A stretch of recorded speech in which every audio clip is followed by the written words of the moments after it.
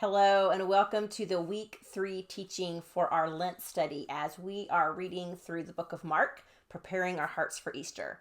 And during that third week of Lent, we were reading in Mark 5 and 6. And I want to take some time to just highlight some of the stories in here that we read about. Now, this teaching is coming out a little bit late because week 3 was spring break at my house, and as the mom of 3 boys and everybody home, well, let's just say it was a tad bit chaotic at my house. And so my normal study time was not there. And so this teaching is actually coming out during week 4. So you are probably have already moved on to Mark 7 and 8, but I didn't want to miss the opportunity to go back and just look at some of the miracles and the stories that we saw in 5 and 6 because there was so much good stuff and I didn't want to miss it. So we are going to start in chapter 5, Mark 5. And in Mark 5, we saw Jesus have encounters with 3 different people. There was the tormented demoniac that kicks off Mark chapter 5. Then we saw the desperate father, and we saw the rejected woman. And in all 3 of these situations, they were what would look like to the just normal human eye. These were hopeless situations. And yet in all 3 of these stories, you see these 3 people come and fall at the feet of Jesus because he was the only one that could help them. Let's start at the very beginning of Mark chapter 5 and the story of the man with the legion of demons. That is in Mark 5, 1 to 20. And I'm actually going to read you this passage. So it says, they came to the other side of the sea. And remember, this story happens immediately after the story we talked about last week where Jesus was sleeping in the boat and he calmed the storm. And remember, they were headed to the other side. So this picks up right after this, after they've calmed the storm, and now they've arrived on the other side of the Sea of Galilee. So it says, they come to the other side of the sea, to the country of the Gerasenes. But when Jesus had stepped out of the boat, immediately there met him out of the tombs a man with an unclean spirit. He lived among the tombs, and no one could bind him any more, not even with a chain, for he had often been bound with shackles and chains. But he wrenched the chains apart, and he broke the shackles in pieces. No one had the strength to subdue him. Night and day among the tombs and on the mountains, he was always crying out and cutting himself with stones. And when he saw Jesus from afar, he ran and fell down before him. And crying out with a loud voice, he said, "What have you to do with me, Jesus, Son of the Most High God? I adjure you by God, do not torment me." For he was saying to him, "Come out of the man, you unclean spirit." And Jesus asked him, "What is your name?" He replied, "My name is Legion, for we are many." And he begged him earnestly not to send them out of the country. Now a great herd of pigs was feeding there on the hillside, and they begged him, saying, "Send us to the pigs, let us enter them." So he gave them permission, and the unclean spirits came out and entered the pigs. And the herd, numbering about 2,000, rushed down the steep bank into the sea and drowned in the sea. Now I'm going to stop it right there and pick up in a minute. Okay. So this is a pretty spectacular story. I mean, all of these details. And in fact, if you go and read some of the other parallel passages to this in the other gospels of the same story, we get even more detail. And one of them even tells us that the man was not only living among the tombs, but he was naked. He didn't wear clothes. And we see here that he is screaming, crying out night and day, cutting himself. I mean, your heart can't help but break for this man who is very tormented. And as soon as Jesus gets out of the boat, this is what he is met with. Well, there's a couple things I want to point out about this. Now, you notice that when Jesus asked when he said, "What is your name?" He said, "My name is Legion, for we are many." And these are these demonic spirits in the man that are speaking. And that word legion, in this culture, they would have immediately known what that meant, because a legion was just the basic unit of a Roman army. And a legion was around 5,000 to 6,000 men. So this man had a lot of demons, whether that meant he actually had 5,000 to 6,000. We see that he sends them into 2,000 pigs who then fall off the cliff. So whether there were 2,000, we don't know exactly how many, but it's very obvious he had thousands, okay? He had thousands of demons that were in this man. I cannot even imagine. And it says that nobody could control him. His strength, he would just break chains, break the shackles. There was nothing anybody could do for this man. And it's interesting too, when you read this story, you may have, when you read it, thought, okay, wait, a herd of pigs. I thought pigs were unclean. Like, why is there a herd of pigs? Well, when Jesus crossed over, he crossed over to the other side of the Sea of Galilee. Most of his ministry had been occurring in Galilee, which was on that western bank of the Sea of Galilee. Well, he had crossed over to the eastern side, and that other side was a primarily Gentile area. You were right on the border of the Decapolis, which is a group of like 10 Greek cities. And so this was a Gentile area. So those pigs were very likely belonged to Gentile owners. And I think it's interesting that I did quite a bit of study reading different commentaries, different people's ideas of these pigs. And there's different theories on why Jesus let the demons go in the pigs. We don't know for sure the reason why. And then there's thoughts as to why the pigs fell off the cliff. There's different theories about that. But one thing I did read that I thought was interesting was part of it could have been just something on Satan's side of Satan wanting to cause trouble for Jesus, because we know that is what Satan's goal is. His goal is to steal, kill, and destroy. He's out to wreak havoc against the kingdom of God. He doesn't want to see God succeed. He's coming against him any way he can. And so when these demons entered the pig, and then those pigs go flying off the cliff into the sea and drown, that could have been an attempt by Satan to just cause problems for Jesus. And if you read the story, it looks like in the short term that works, because you see those herdsmen, they immediately go out into the town, they tell everybody what's happened, the people come out, and what do they see? They see this demoniac that they are all very well aware of. They all know about him. They come and they see him, and it says he's fully clothed. He's sitting in his right mind. In fact, let me read that part of it. It says, the herdsmen fled. They told it in the city and in the country. People came to see what had happened. And they came to Jesus, and they saw the demon-possessed man, the one who had the legion, sitting there, clothed and in his right mind, and they were afraid. And those who had seen it described to them what had happened to the demon-possessed man and to the pigs. And they began to beg Jesus to depart from the region. Okay, I'm going to pause there for a second. So they see this amazing miracle that has just happened. I mean, Jesus has cast out thousands of demons. This guy is sitting here again in clothes, in his right mind. They have not seen him like this in who knows how long. And they're so afraid, they ask him to leave. And I think part of that them asking Jesus to leave was because 2,000 pigs had just fallen into the sea and drowned. This was represented a huge amount of money for these people. And so they didn't know what was happening, who this Jesus was, what he was doing, but it sounded like trouble to them, and they wanted him out of there. And so it could have looked like, in the short term, like Satan's plan was working. Like, okay, well, I'm just going to make these pigs die, and they're not going to want you around here anymore. But I want to read on and show you something else. It says, as he, and this is Jesus, is getting into the boat, the man who had been possessed with demons begged him that he might be with him. But Jesus did not permit him. And instead, this is what he says to the man. He says, go home to your friends. Tell them how much the Lord has done for you and how he has had mercy on you. And he went away and he began to proclaim in the Decapolis, which, remember, this is this group of like 10 Greek cities. He begins to proclaim how much Jesus had done for him, and everyone marveled. Now, if you've been reading along with us in Mark, you will probably remember that a lot of the times when Jesus was ministering and when he would heal somebody or he would cast out demons, he would often tell them to not tell anybody, to just go home, don't tell anybody about it. Of course, most of the time they didn't obey that very well, and word was still spreading, but it was like he was trying to keep a lid on it. Right? And you would read that and be like, okay, well, why? Why was he always telling people not to go tell?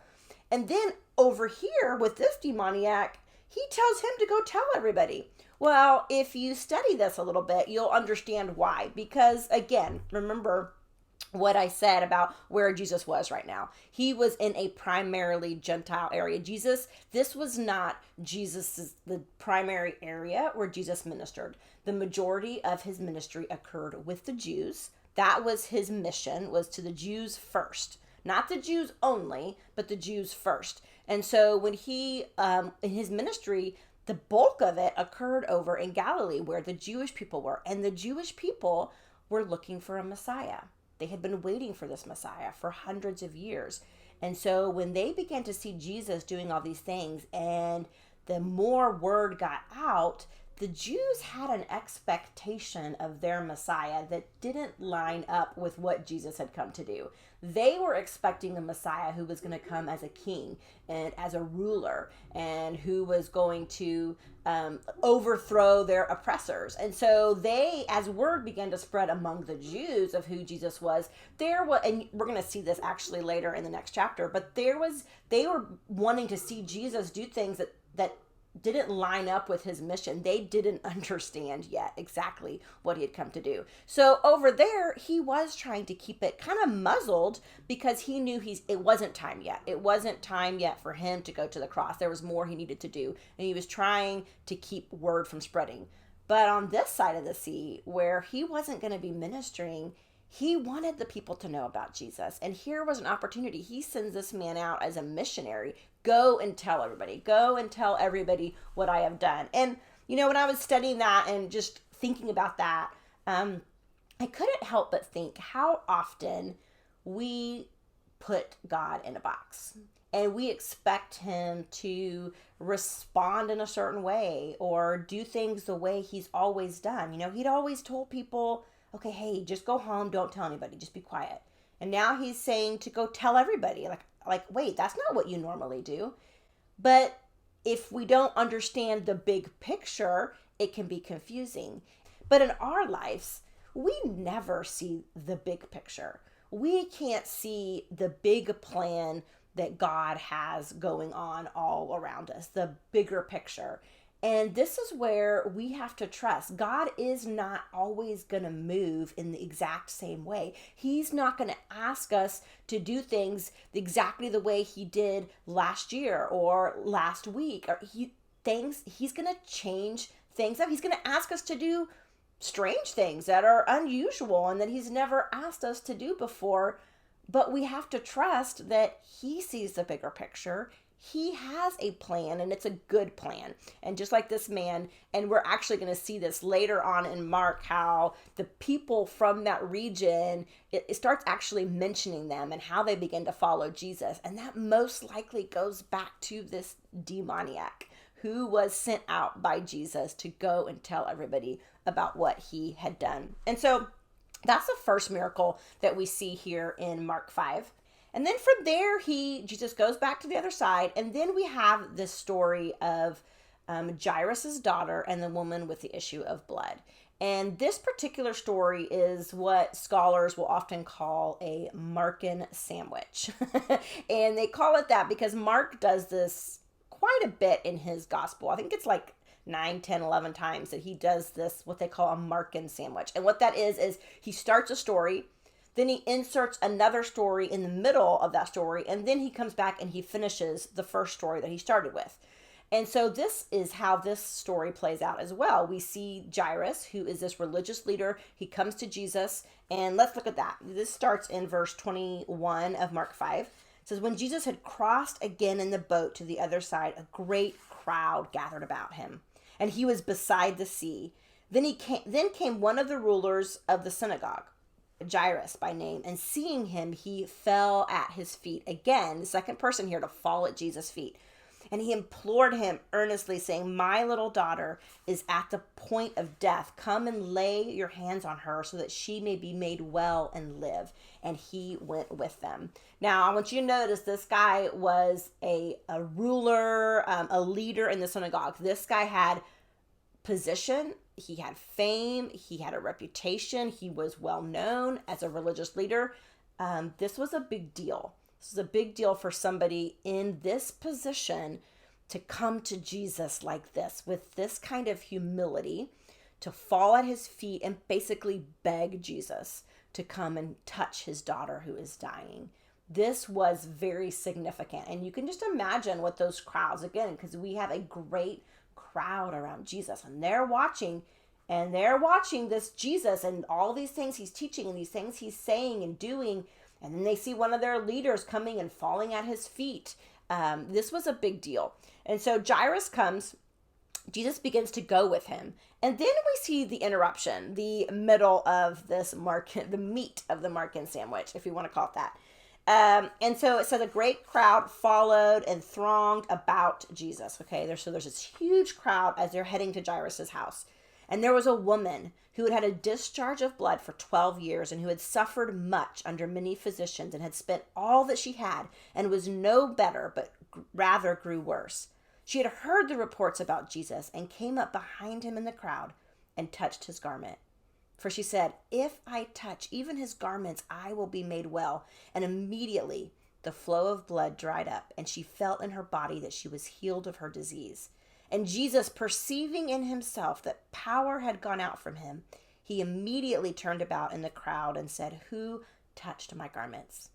And his disciples said to him, "You see the crowd pressing around you, and yet you say, 'Who touched me?'" And he looked around to see who had done it. But the woman, knowing what had happened to her, came in fear and trembling and fell down before him and told him the whole truth.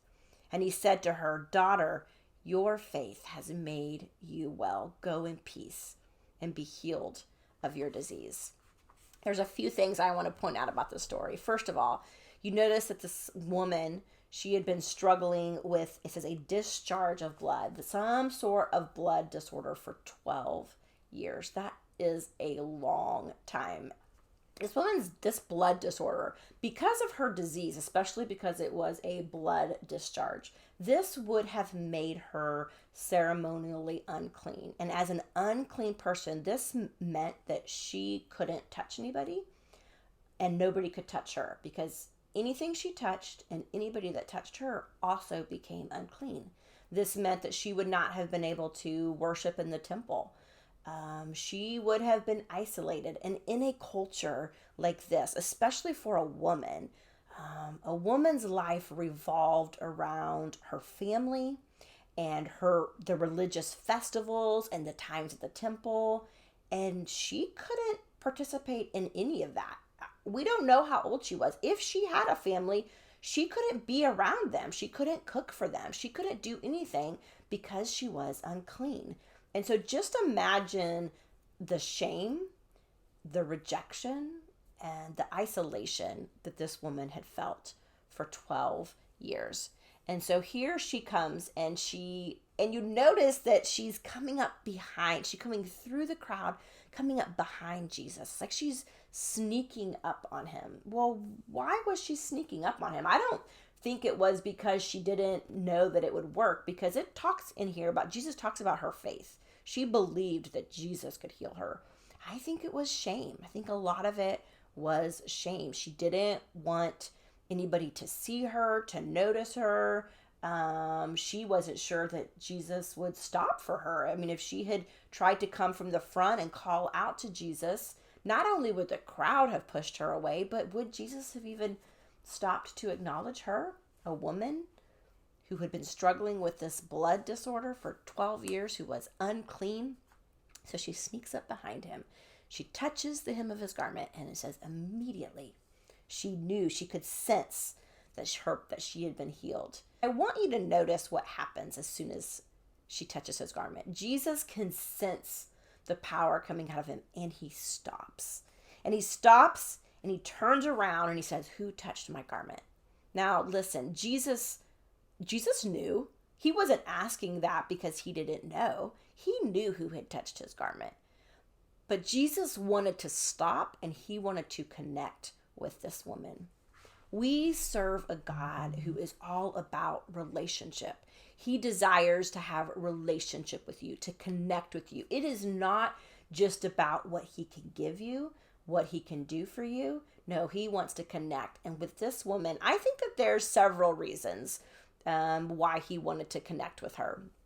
I think he wanted to give her an opportunity to give testimony out loud publicly about what had just happened, what Jesus had done for her. And we see that throughout scriptures, this idea of we have been called to give a testimony of what God has done in our lives. The things that God does for us, we are to share them and let other people know, because it encourages people. It builds up their faith. But I also think that him stopping and connecting with her and giving her the opportunity to declare what he's done, it's building up her faith too. It's strengthening her belief and her faith in who he is. And I also think that it was also for the crowd, for all these people that knew her.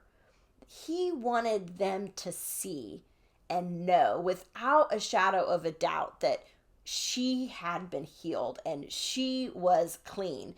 And she could now be accepted back into society. Jesus came not only to heal her, but he came to remove her shame and her rejection. And just the fact that, what does he call her when he says, "Who touched me?" And she comes forward and she falls down before him and she says, "Okay, it's me. This is what happened." And I want you to notice the words of Jesus to her. He says, "Daughter, your faith has made you well. Go in peace and be healed of your disease." This is the only time that we see in scripture that Jesus refers to a woman as daughter. And I love this because it just talks about relationship and value and honor and position. And here Jesus was on his way to Jairus's beloved daughter who was dying. And Jairus was desperate. He knew that he needed Jesus to come heal his daughter. And so Jesus is on the way to see Jairus's beloved daughter. And in the middle of that, he stops and he turns and he connects and he acknowledges his precious daughter. I can't even imagine what it must have been like for her that day to not only be healed, but to have Jesus turn around and call her daughter, to acknowledge her faith in front of all of these people and to heal her and to send her off in peace. That is who Jesus is. He comes to not just heal us, but to remove our shame, to remove the rejection, to restore value and dignity to us. That's what he did for that lady that day. And then as soon as this conversation ends, Jairus has some people from his house come, and it says they come up and they say to him, "Your daughter's dead. Why trouble the teacher any further?" But overhearing what they have said, Jesus says to Jairus, he says, "Do not fear, only believe." And then you see he goes to Jairus' house, and he goes into the house, and he says in verse 41, he takes the little girl by the hand and he says to her, "Little girl, I say to you, arise." And immediately she gets up, she begins walking.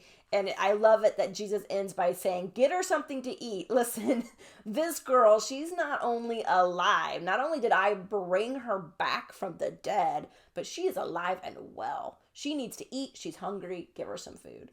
These two stories here, this Merkin Sandwich, right? Whenever you see this, two stories kind of sandwiched together like this, usually it's because there are some common themes in there. There's either a common theme or some contrast that just adds to what the stories are trying to teach. And so with this particular one, I want you to notice both of these stories, both Jairus and the woman with the blood disorder, they both came to Jesus in humility and with faith. It was a humble faith. They both fell down at his feet. One was a man with reputation, position, fame. One was a woman who was rejected, felt shame. But it didn't matter where they came from, what their position was. They both recognized that it wasn't about status. They needed Jesus. They were desperate for Jesus and a touch from him. both these stories, they confirm the identity of Jesus. And we see this over and over in Mark with these healings, these miracles, these things that Jesus is doing. He's confirming his identity, that he is not just a prophet. He's not just a great teacher. He is the Son of God. The power that he has is unlike anything else. Also, that both of these stories were women, that, the woman with the blood disorder, and then it was a little girl that Jesus brought back to life. And especially in this culture, women were second-class citizens. We see throughout the life and ministry of Jesus that he came to elevate women. And also, both of them were unclean. Of course, we talked about that with the woman and the blood disorder. But a dead person, then Jesus goes and takes a dead person by the hand and brings them to life. They were definitely unclean. And interesting thing is, when you touch someone or something that's unclean, it makes you unclean. But yet in this situation, this was Jesus, the Son of God. It did not make him unclean. Instead, it was his power and his healing that flowed out to make them clean. Their uncleanness did not come to him. Last little tidbit about this. I did read one scholar say, without this sandwich, one could read this story about Jairus and just think that, well, maybe he was getting special treatment because of his status as a ruler and a leader. But the fact that Jesus stops in the middle of that story and stops and takes time for this woman, this rejected woman, it just shows us that it's humble faith that is what matters. It's not status. And both of these people came with humble faith. That is what made Jesus stop. That's what made Jesus pay attention, and what caused him to move on their behalf. And with all three of these stories in Mark 5, the demoniac, Jairus and his daughter, and the woman with the blood disorder, all three of these were situations where the world told them there was nothing to be done. It was hopeless. And every single one of these situations, Jesus came in. And in fact, with the demoniac, Jesus sought him out. Like, I love that Jesus went to the other side, and it was just to find that guy that everybody had given up on, who was just tormented and in agony. And Jesus came to find him and heal him and restore him. And then with Jairus' daughter and this woman, again, hopeless situations, but yet their humble faith, Jesus comes in and he brings hope. I don't know what you're going through today. I don't know how hopeless it might seem, how hopeless it might feel. I want you to know today that there is always hope, because we serve a big God who loves us, who cares about us, and nothing is impossible with him. And that's what we see over and over again in Mark. And then we go on to Mark chapter 6. And in Mark chapter 6, we really kind of see, I felt like there was a little bit of a shift happening here as Jesus is beginning to just kind of ramp up his training with the disciples and prepare them for, he knew the day was coming when he wasn't going to be there. And they were going to be going out and spreading the gospel. And so he's beginning to prepare them. And chapter 6 starts off with Jesus going back to his hometown where he's rejected, and the disciples are with him. They're watching this. And then right after that, we see him sending out the disciples 2 by 2. He sends them out to preach the gospel and to cast out demons and to heal people. And then we get a story about John the Baptist and how he was killed. This is the only part, the only section in Mark that you will find a story that is not directly related to Jesus. But this is just giving you some background here on what happened to John the Baptist. And then we get into the end of Mark 6. We end with 2 very familiar miracles of Jesus, where he feeds the 5,000 and then he walks on water. And I want to spend a little bit of time on these before we wrap up this teaching today. The miracle of the feeding of the 5,000, it starts in verse 30. And it starts off by telling us how the apostles are coming back. Remember, Jesus has been sending them out. They're coming back, and it's almost like they're having a little debrief with Jesus. Okay, hey, Jesus, this is what we've been doing. And I can imagine. I like to sometimes put myself in the scene, and I imagine if I was a disciple, I would be coming back to Jesus, and this would kind of be the conversation I would be having. Like, hey, Jesus, we were over in this town, and this happened and I wasn't real sure what to do. And we kind of talked about it and this is how we handled it. Like, was that right? Is that how we should have handled it? How would you have handled it? And Jesus talking them through and letting them know, yeah, you did that right. Or, next time you should do it this way. Or, but these debriefings, this was a very important part of their training and of their discipleship.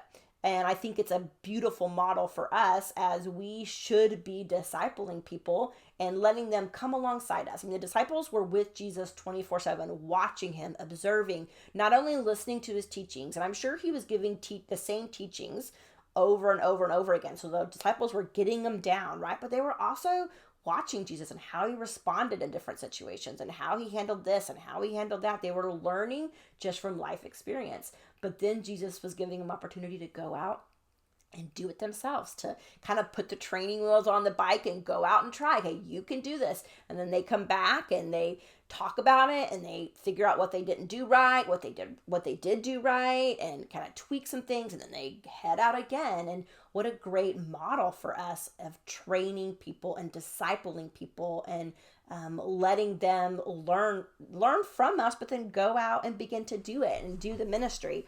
And so that's how it starts here in verse 30. And then it says, I want you to notice in verse 31, so they've come back, they're kind of debriefing with them, and I'm sure they're excited, telling them about what they've done, but they're also tired. Ministry is exhausting. It can be very tiring.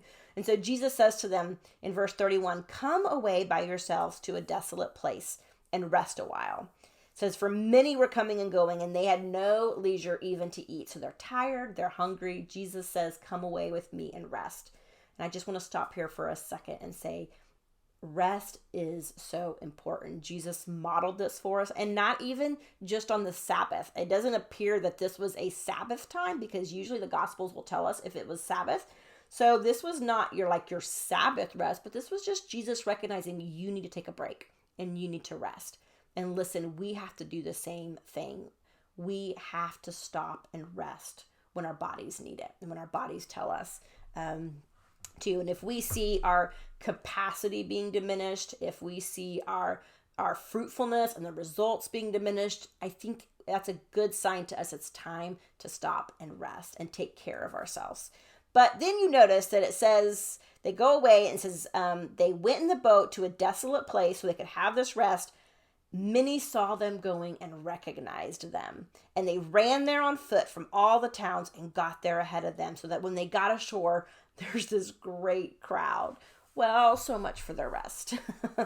And they get there, there's a crowd there, but I want you to notice Jesus' reaction. It says he had compassion on them because they were like sheep without a shepherd. And that just challenged me, because I thought, man, they're tired, they're hungry, they think they're on their way to get some rest, and they get there and there's all these needy people, and Jesus responds. He's not annoyed. He's not frustrated, because honestly, that would have been my reaction. I would have been annoyed. I would have been probably real annoyed. Come on, can I get some rest? These people again. And Jesus is moved with compassion for them.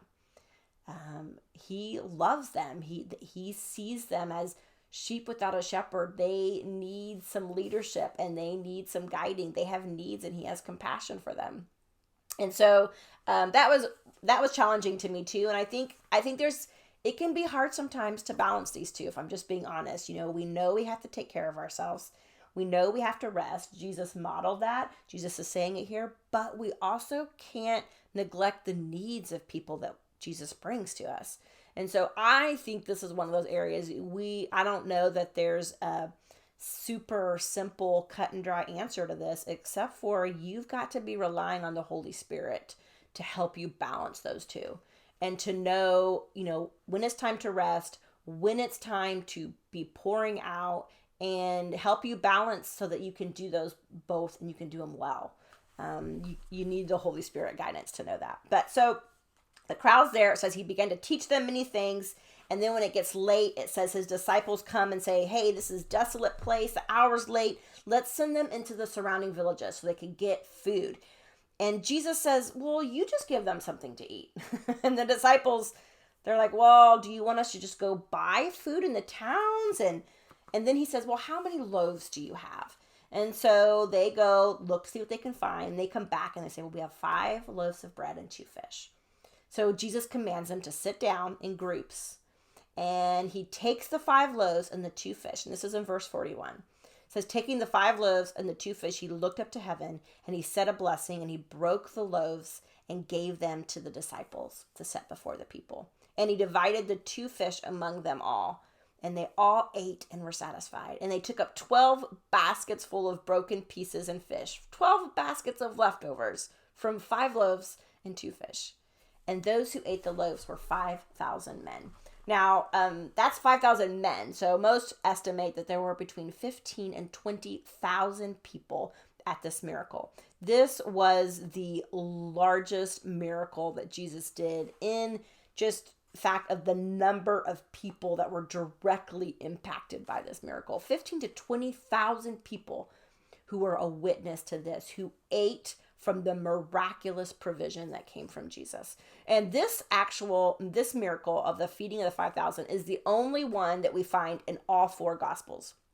And the other miracle we find in all 4 Gospels is the resurrection, which of course was Jesus' biggest miracle. But the resurrection and the feeding of the 5,000 is the only 2 that we find in all 4 Gospels. I want you to just, something about the miracle. I want you to notice that it said that he took the loaves, he prayed over them, and then he broke it and he gave it to the disciples. In the CSB standard, it says that he kept giving. And so here, I want you to see this picture of this miracle. You know, Jesus could have just said the word and got everybody sitting down and said, okay, everybody eat, and miraculously, like, food just appear in front of everybody.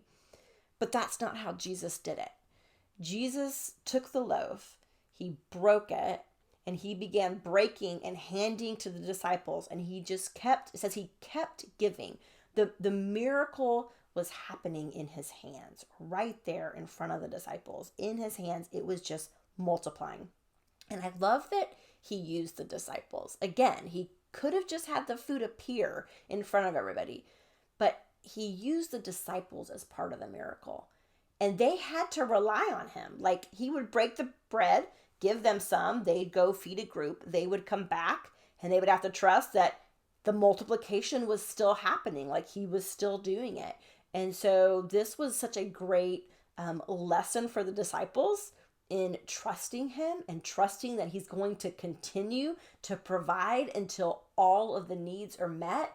And a beautiful picture, I think, just of how God allows us to be a part of his work. What an honor and a privilege it is that God invites us in to be a part of what he is doing in the world around us. God could just do things without us. He doesn't need us, but he chooses to use us.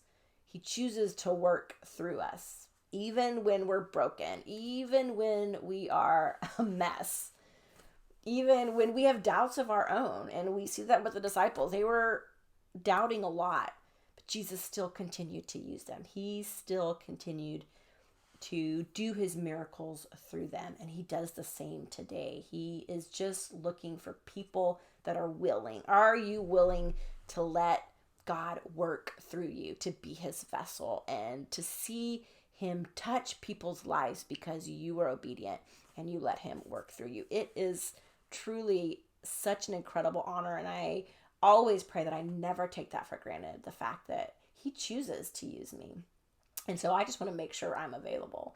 And so that was the story of the 5,000. And then after that, we read, actually, you don't see it in the Mark passage, but if you go into John, where it has the same miracle, John 6, it talks about how after he had fed everybody, the people, this crowd, and again, this is a large crowd, they just begin to get all worked up. And it says that they began to conspire to take him by force and make him king. And remember, this is the idea they had of the Messiah, that he was going to become, and he was going to be an earthly ruler, a king who was going to set them free from from the Romans and from the oppression that they were facing. And so that they decided, okay, this is it. This is obviously the guy. We're just going to take him. We're going to go get him, and we're going to put him in as our king, and we're going to get this ball rolling. And I think it's interesting because then you see in verse 45 that it says, Jesus, he made his disciples get in the boat and go before him to the other side, to Bethsaida, while he dismissed the crowd. It says he made them, he forced them. And I had read one scholar who said it could be because Jesus was concerned that the disciples were going to get caught up in this crowd and what their ideas were and what they were trying to do. And he wanted to just get them out of there. He didn't want them to be a part of it. And he made them get in the boat and go. And then he dismisses the crowd. I don't know how you do that. Like, I don't know how you dismiss 20,000 people who have decided they want you to be their king. But he's God. It doesn't tell us how he did that. But it says he slips away. And he takes leave of them, however he did that, and he goes up on the mountain to pray. And again, Jesus here just highlighting the importance of prayer. This was individual prayer. Like, if we see Jesus taking time for prayer, for private prayer, that should tell us that should just highlight for us how important it is that we are also making time for private prayer time.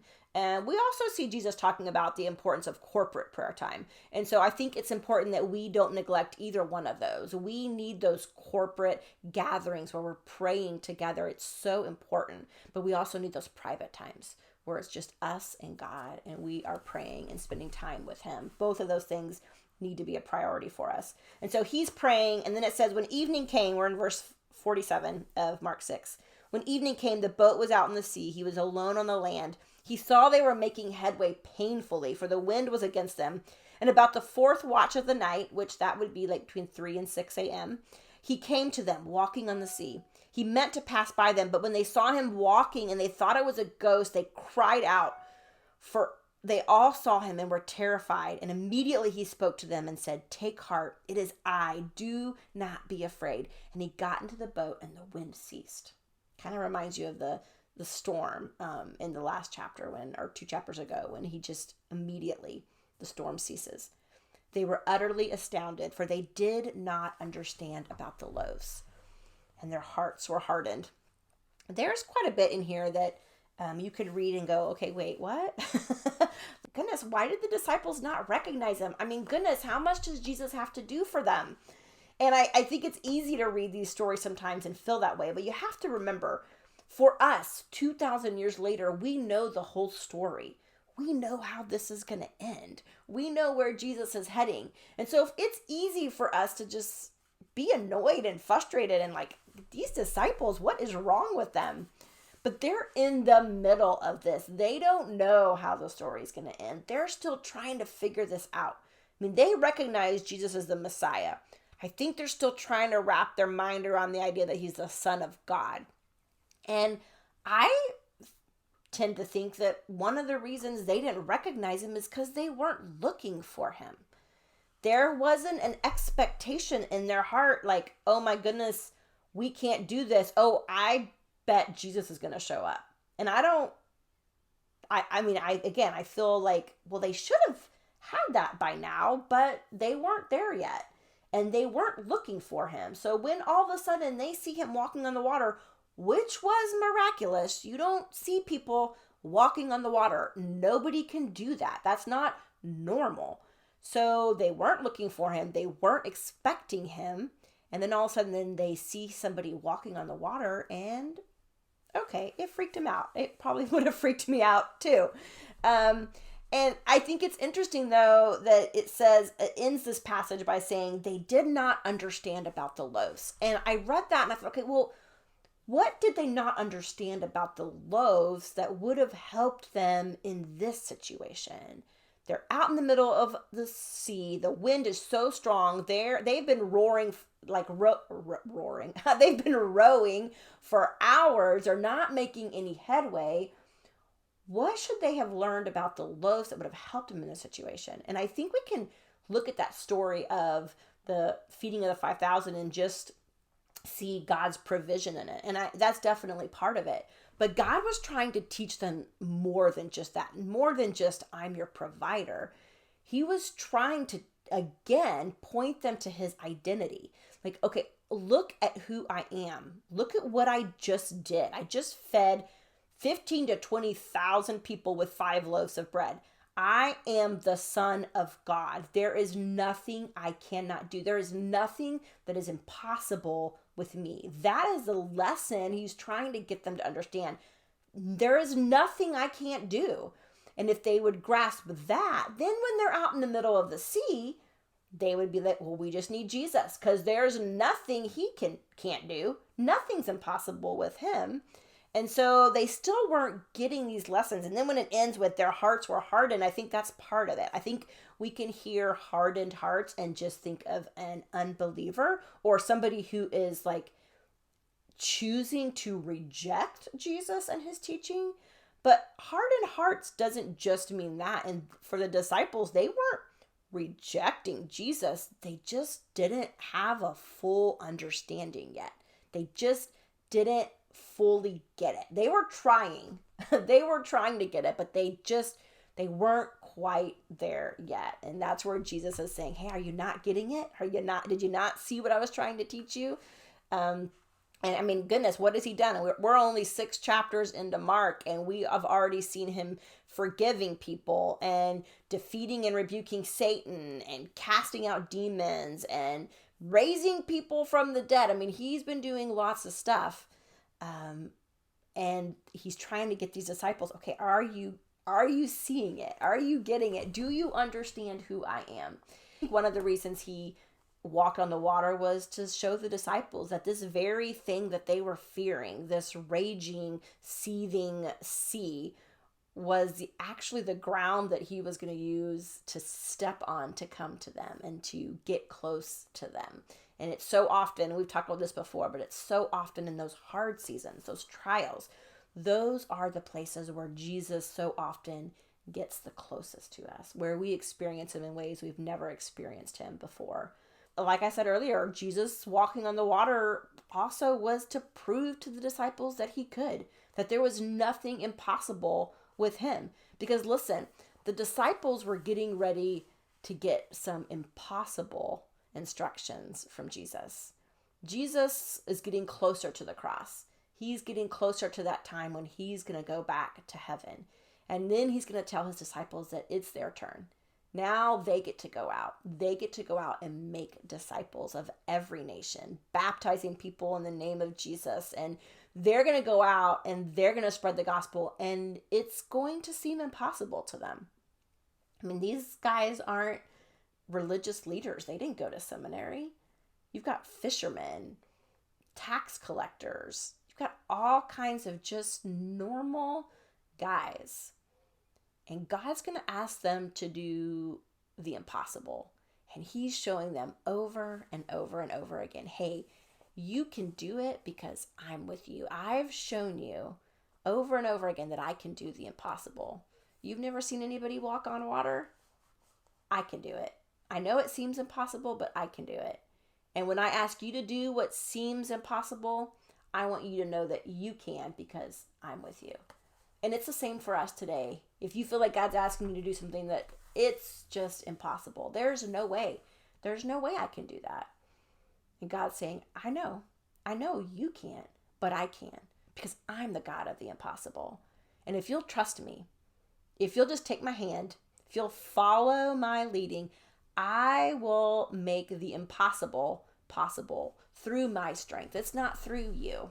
It's through him. He is the God of the impossible. And that's what we see over and over and over again in Mark, that Jesus was the God of the impossible. And I hope that encourages you today. Thanks for joining me for the week 3 teaching, and I will see you next week as we look at Mark 7 and 8.